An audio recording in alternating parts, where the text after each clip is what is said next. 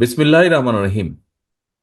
আজকে ফরিদপুর জেলায় ফরিদপুর বিভাগের আয়োজিত আমাদের এই কর্মশালার সম্মানিত সভাপতি, মঞ্চে উপস্থিত বিভিন্ন নেতৃবৃন্দ এবং স্পিকারবৃন্দ, আমার সামনে উপস্থিত ফরিদপুর বিভাগের বিভিন্ন জেলা থেকে আগত বিএনপি সহ সকল অঙ্গ সহযোগী সংগঠনের নেতৃবৃন্দ, আসসালামু আলাইকুম।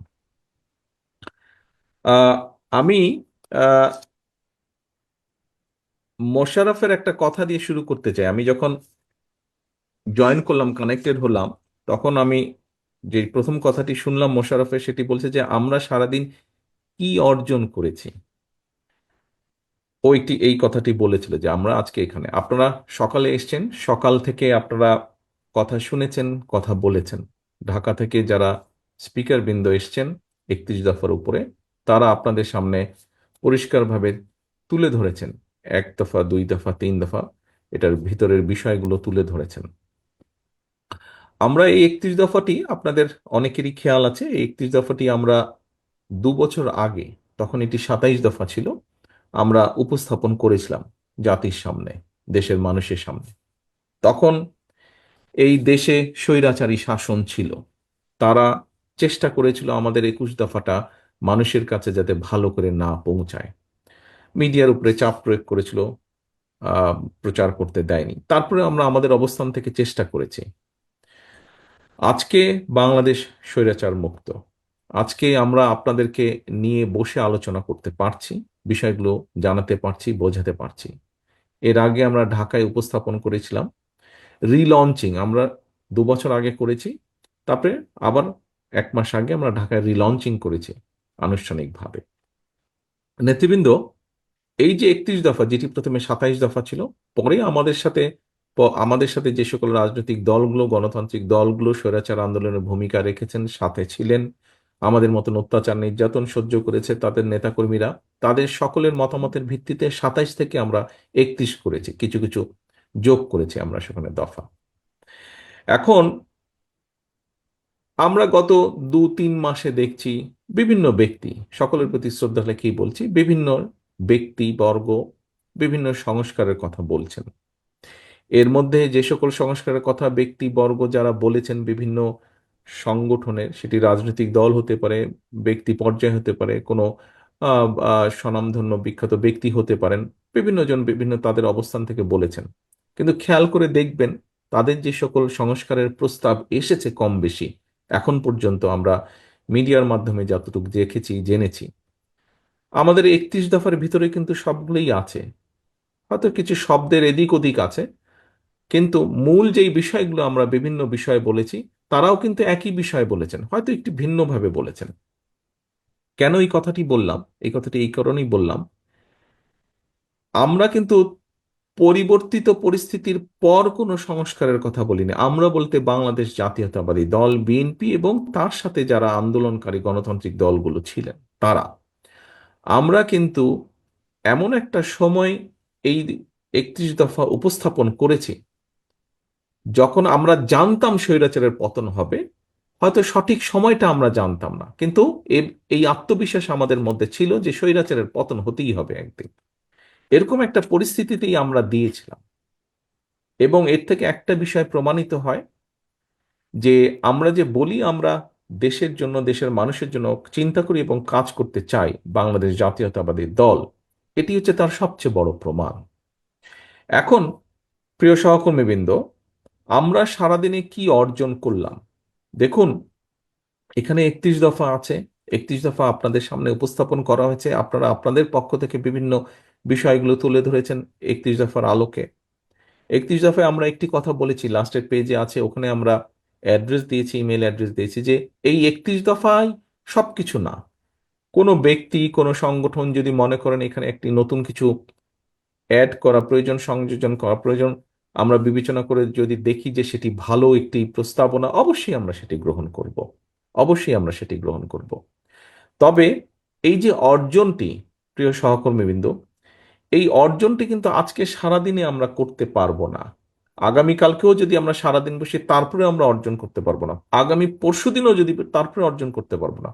আমরা এই 31 দফার দফাগুলোর অর্জন কম বেশি তখনই করতে পারবো যখন জনগণের সমর্থন নিয়ে আপনারা সরকার গঠন বা দেশ পরিচালনার সুযোগ পাবেন, তখনই আমরা এটি করতে পারবো। আমরা এই দফাগুলোর প্রত্যেকটি দফা, এর ভেতরে যেই কথাগুলো আছে, এই এই দফাগুলোকে সামনে রেখে আমরা যেই বিষয়গুলো বলতে চাইছি জনগণকে, এগুলো আপনাদেরকে আরো নিয়ে যেতে হবে মানুষের কাছে, প্রান্তিক মানুষের কাছে, জনগণের কাছে নিয়ে যেতে হবে। এখানে কৃষকের কথা আছে, এখানে শিক্ষকের কথা আছে, এখানে ছাত্রের কথা আছে, এখানে বিভিন্ন শ্রেণী পেশার শ্রমজীবী মানুষের কথা আছে। এই সকলের কাছে আপনাদেরকে এই বিষয়গুলো নিয়ে যেতে হবে, তুলে ধরতে হবে। আপনারা এখানে যারা আজকে উপস্থিত হয়েছেন, বিশেষ করে উপস্থিতি যারা আছেন, যারা কার্ড হিসাবে এখানে কার্ড গলায় দিয়ে যারা উপস্থিত হয়েছেন, আপনারা প্রত্যেকে কিন্তু বিএনপির একজন প্রতিনিধি, বিএনপির একজন অ্যাম্বাসেডর, বিএনপির একজন নেতা হিসেবেই আপনারা এখানে উপস্থিত আছেন। আমরা কেন্দ্র থেকে আপনাদের কাছে নিয়ে এসেছি, আমরা কেন্দ্র থেকে আপনাদের কাছে নিয়ে এসে, ক্যামেরাম্যান যে আছেন, ক্যামেরাম্যানকে আমি অনুরোধ করব যে আমাকে ফোকাসটা, যারা সামনে বসে আছে সবাই নেতৃবৃন্দ, তাদের দিকে দয়া করে ফোকাসটি দিন। আমি এখন স্টেজটি দেখতে পাচ্ছি, আমি স্টেজটি দেখতে চাইছি না, আমি সামনে নেতৃবৃন্দ যারা বসে আছে আমি তাদেরকে দেখতে চাইছি। ক্যামেরাম্যানকে অনুরোধ করবো ওই, হ্যাঁ, এই ফোকাসটি রাখুন, অথবা একটু লং শট হলে ভালো হয়। তো এখন নেতৃবৃন্দ, এই কাজগুলো কিন্তু আমরা কেন্দ্র থেকে নিয়ে এসেছি আপনাদের কাছে, আমরা বিভাগ এবং জেলার কাছে নিয়ে এসেছি। আপনাদের হাতে, জেলা নেতৃবৃন্দের হাতে আমরা কতগুলো, আজকে আপনাদের হাতে যে ফোল্ডারটি দেওয়া হয়েছে, এই ফোল্ডারের ভিতরে যা যা আছে তার সেই জিনিসগুলোই কিছু সামান্য কিছু বেশি পরিমাণে আপনাদের জেলা নেতৃবৃন্দের হাতে আমরা তুলে দিয়েছি, বিএনপির জেলা নেতৃবৃন্দের হাতে। আমরা জানি আপনার এলাকা বেসিসে আপনার সাথে আপনার অঙ্গ সংগঠন যারা আছে, সকলের জন্য প্রত্যেকটি হাটে বাজারে যদি যান, প্রত্যেকটি পাড়ায় যান, এনাফ না। আমরা যতটুকু দিয়েছি একটি বক্সের মধ্যে, সেটি এনাফ না। এখানে আমাদের সকলের সম্মিলিত উদ্যোগ, প্রচেষ্টা, চেষ্টা প্রয়োজন, তাহলেই আমরা নিয়ে যেতে পারবো। কি সেটি? সেটি হচ্ছে আমরা আপনাদের কাছে, জেলা নেতৃবৃন্দের কাছে আমরা পেন ড্রাইভের মাধ্যমে সফট কপিগুলো দিয়ে দিয়েছি, যাতে করে আপনারা রিপ্রিন্ট করতে পারেন, প্রিন্ট করে নিতে পারেন এই কাগজগুলো আবার। অর্থাৎ আমরা আপনাদের কিছু দিয়েছি, আপনাদেরকেও সহযোগিতা করতে হবে। এখানে আমরা যারা আছি, আমরা সকলে মিলেই বাংলাদেশ জাতীয়তাবাদী দল। কাজে এখানে প্রত্যেকটি মানুষকে স্ব অবস্থান থেকে উদ্যোগ নিতে হবে, প্রত্যেকটি মানুষকে স্ব অবস্থান থেকে চেষ্টা করতে হবে। কারণ এই 31 দফা, এর মধ্যে আপনার চিন্তা আছে, এর মধ্যে আমার চিন্তা আছে, এর মধ্যে আমাদের সাথে যারা আন্দোলন করেছেন তাদের চিন্তা আছে, এর মধ্যে আমাদের ছাত্র দলের চিন্তা আছেন, মহিলা দলের চিন্তা আছে, এর মধ্যে আমাদের তাঁতি দলের চিন্তা আছে। সবার সম্মিলিত চিন্তার ফলই হচ্ছে এই 31 দফা। এখন প্রিয় সহকর্মীবৃন্দ, আমরা যেই কথাটি বলছিলাম, অর্জন, আমরা তখনই অর্জন করতে পারবো যখন আমরা জনগণের সমর্থন নিয়ে আমরা সরকার গঠনে সক্ষম হব। কিন্তু এই জনগণের যে সমর্থন, এই সমর্থনটিকে নেওয়া, এই সমর্থন বা জনগণের যে এই আস্থা, এই আস্থাটিকে ধরে রাখার দায়িত্ব কিন্তু আপনার এবং আমার, আপনাদের সকলের, আমাদের সকলের। এই আস্থা ধরে রাখার দায়িত্ব কিন্তু জনগণের না।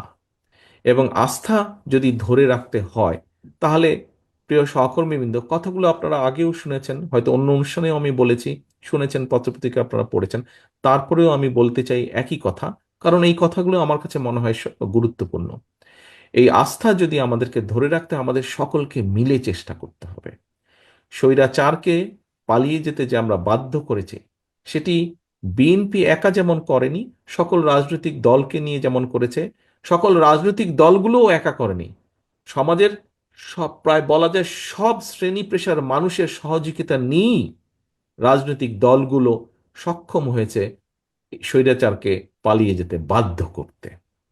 অর্থাৎ একটি কোনো বড় কাজ, একটি কোনো ভালো কাজ এককভাবে কেউ করতে পারে না, সকলের সম্মিলিত প্রচেষ্টার মাধ্যমেই করতে হয়। এবং সকলের সম্মিলিত প্রচেষ্টার মাধ্যমে যদি সেই কাজটি করতে হয়, তাহলে অবশ্যই সেখানে একটি আস্থার প্রয়োজন, সেখানে একটি বিশ্বাসের প্রয়োজন। প্রিয় সহকর্মীবৃন্দ, আপনারা প্রায় বলে থাকেন, আপনাদের সাথে যখন আমার প্রায় কথা হয়, বিভিন্ন সময় কথা হয় কম বেশি, আপনারা বলে থাকেন যে মানুষের আস্থা আছে বিএনপির উপরে।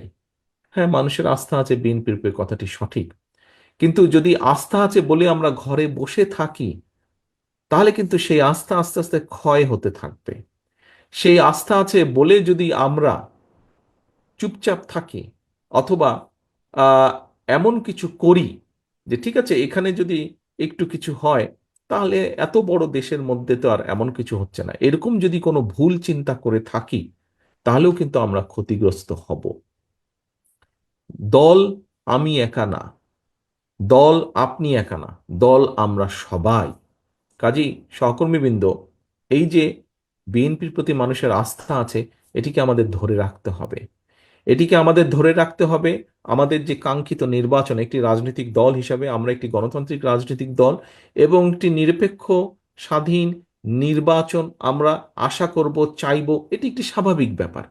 এটি একটি স্বাভাবিক ব্যাপার যে বিএনপির মতন একটি দল একটি নির্বাচনই চাইবে, যে নির্বাচনে মানুষ নিরাপদে স্বাধীনভাবে ভয় ভীতিহীনভাবে ভোট দিতে পারবে।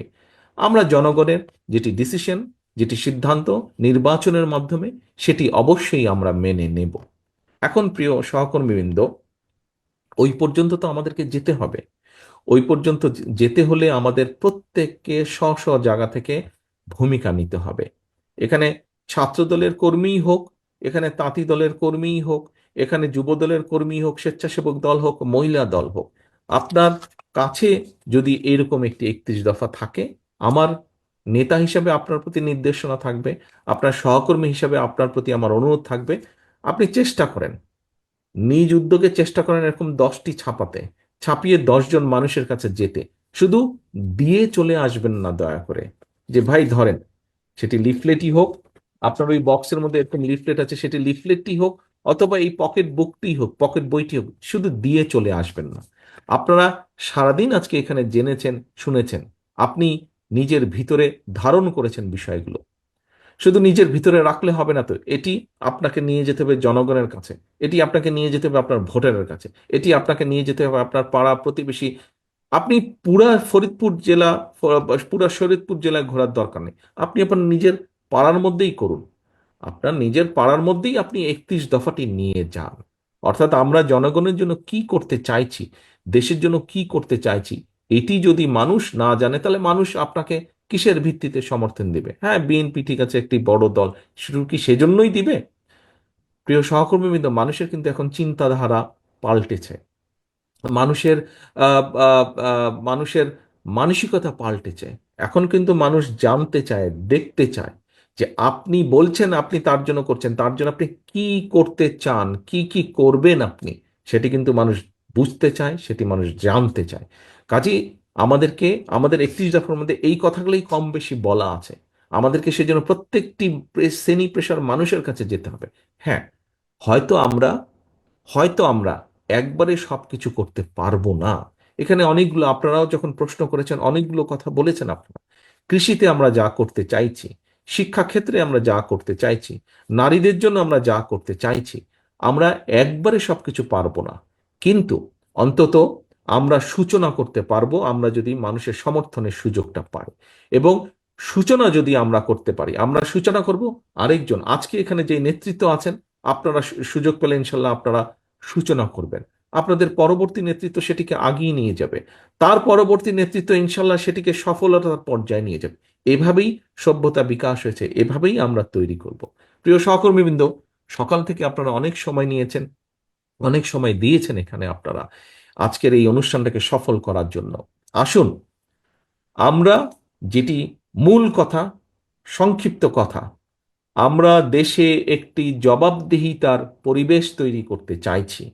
রাজনৈতিক দল হিসাবে আমাদের মূল লক্ষ্য উদ্দেশ্য জবাবদিহিতা। সেটি কি জবাবদিহিতা? শুধু কি প্রধানমন্ত্রী জবাবদিহিতা করবে? শুধু কি মন্ত্রীরা জবাবদিহিতা করবে? শুধু কি এমপিরা জবাবদিহিতা করবে? নো। জবাবদিহিতা প্রতিটি পর্যায়ে থাকতে হবে। ইউনিয়ন পরিষদের মেম্বার যেরকম জবাবদিহিতা করবে, প্রধানমন্ত্রীও জবাবদিহিতা করবে। পৌরসভার চেয়ারম্যান, উপজেলা চেয়ারম্যান যেমন জবাবদিহিতা করবে, মন্ত্রীদেরকেও জবাবদিহিতা করতে হবে। একই সাথে সরকারি বলেন, আধা সরকারি বলেন, প্রত্যেকটি পর্যায়ে যারা আছে প্রত্যেকটি জায়গায় জবাবদিহিতা তৈরি করতে হবে। একদিনে সম্ভব না, কিন্তু সেটি সম্ভব, অবাস্তব কিছু না। কারণ প্রিয় সহকর্মীবৃন্দ, আপনি যদি আপনার নিজের পরিবারকে দিয়ে চিন্তা করেন, পরিবারে একটি জবাবদিহিতা আছে বলেই কিন্তু পরিবার টিকে থাকে। পরিবারের কতগুলো নীতি নৈতিকতা থাকে, জবাবদিহিতা আছে বলেই, সেই জন্যই পরিবারটি ঐক্যবদ্ধ থাকে। আজকে এই যে পলায়নকৃত যে স্বৈরাচার, তাদের আমলে আমরা দুর্নীতির কথাই বলি, তাদের আমলে আমরা অরাজকতার কথাই বলি, আইন শৃঙ্খলার ক্ষেত্রে অবনতির কথা যেটিই আমরা উল্লেখ করি না কেন, যেটিই আমরা তুলে আনি না কেন, কোনো ক্ষেত্রেই কোনো জবাবদিহিতা ছিল না। আপনারা দেখেছেন 14 সাল, 24 সাল, 18 সাল, তথাকথিত নির্বাচনগুলো দেখেছেন আপনারা। এই ফরিদপুরেই আমরা দেখেছি, পত্রপত্রিকায় দেখেছি যে তাদের অঙ্গ সহযোগী সংগঠনের নেতারাই বলেছে যে, বিভিন্নভাবে পত্রিকা এসেছে যে হাজারো কোটি টাকা তারা পাচার করে দিয়েছে। এখন এই যে অর্থ পাচার তারা করেছে, এটি কার কি ফরিদপুরের মানুষ ভালো সেটি জানে। কিন্তু করেছে তো, ঘটনা তো এরকম একটি নিশ্চয়ই ঘটেছে, নাহলে এই কথা আসলো কেন?